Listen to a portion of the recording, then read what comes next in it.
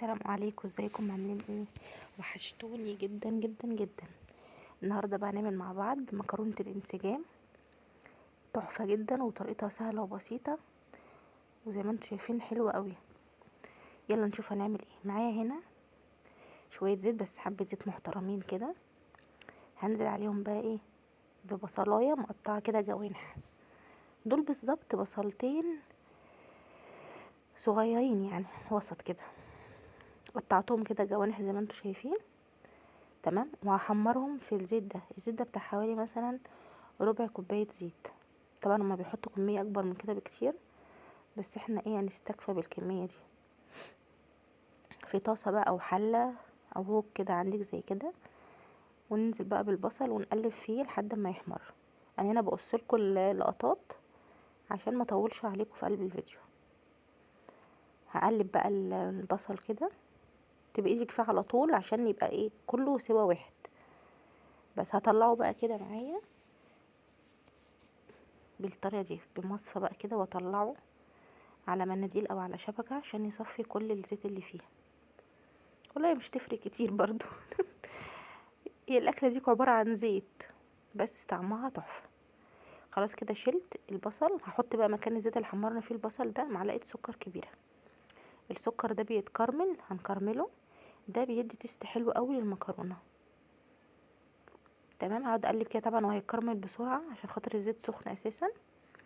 بس برضو الزيت ما يبقاش عالي قوي، يعني النار تبقى متوسطه عندك عشان الزيت ما يبقاش بيحرق البصل قوي، وبرضو يكرمل معاك السكر، يخليه طعم المحروق ما يتكرملش، يعني ايه على مهله كده، فاهمه؟ يتحرق بسرعه. فاهمين قصدي ايه؟ بص هو كده ايه، خلاص السكر اتكرمل معايا زي ما انتوا شايفين كده.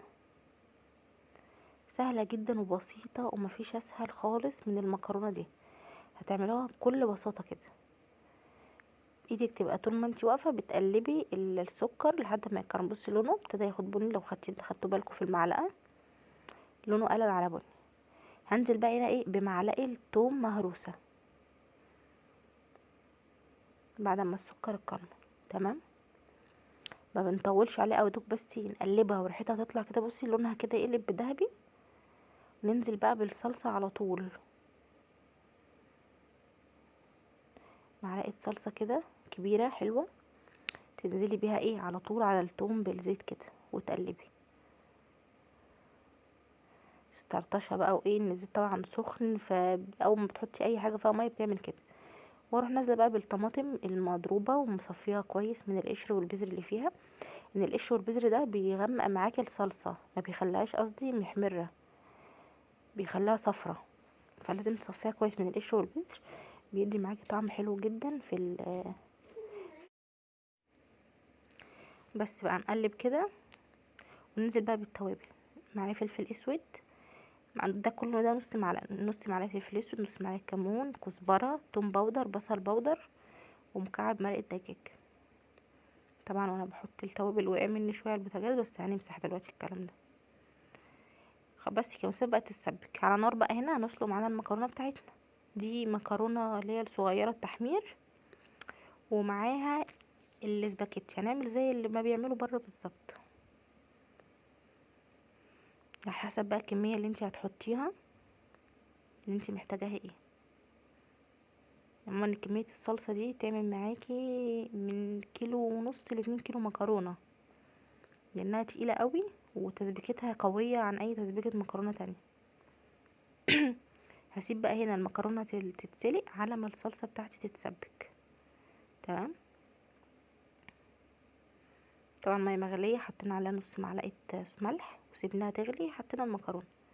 هنا بقى الايه التسبيكه بتاعتي خلاص كده، ناقص لها سنه وتتسبك، اللي هو خلاص داخله على التسبيكه الاخيره، ابتدت تتقلي معانا. هنزل بقى ايه بالبصل بتاعنا اللي احنا حمرناه في الاول.